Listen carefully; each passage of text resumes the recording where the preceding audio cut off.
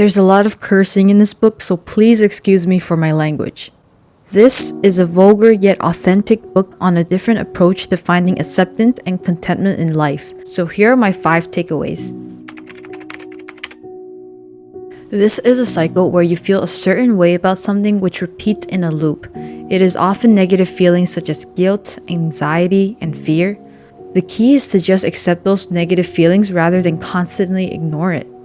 I recently came across this loop when I was doing research for blogging and YouTube. I found countless of perfect blog posts and YouTube videos, so I couldn't help but compare myself in a negative manner.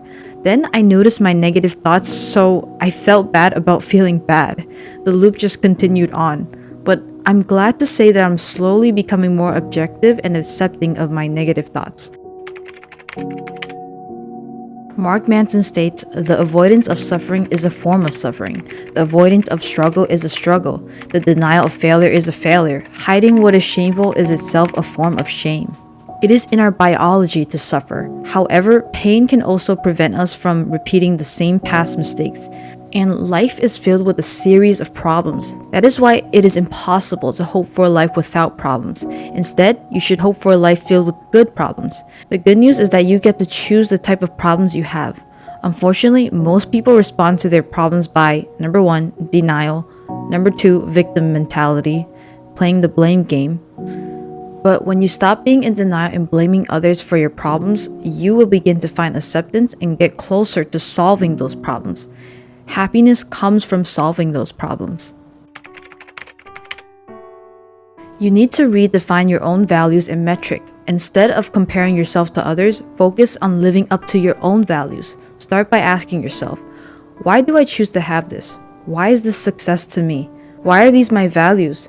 How am I choosing to measure my success and failure? However, you need to make sure that your values are good. Good values are, number 1, reality-based, number 2, socially constructive, number 3, immediate and controllable. Some examples are these. Bad values are, number 1, superstitious, number 2, socially destructive, number 3, not immediate or controllable. Some examples are, as I reflect on my past, I used to have crappy values. I remember telling my parents that my plan was to become wealthy so I could buy the nicest house. I even drew a sketch of how grand and luxurious that house would be. So naturally, my values were wealth and comfort. I'm glad to say I'm no longer this type of person, and I've altered my values to contribution and self-improvement. These are values that are endless and within my control. Mark Manson states, my recommendation, don't be special, don't be unique, redefine your metrics in mundane and broad ways. The problem with most people is that they have a high sense of entitlement. Technology itself enables entitlement. It makes us believe that we need to be exceptional and polarizing. It shuns us for being average, promoting shame and insecurity.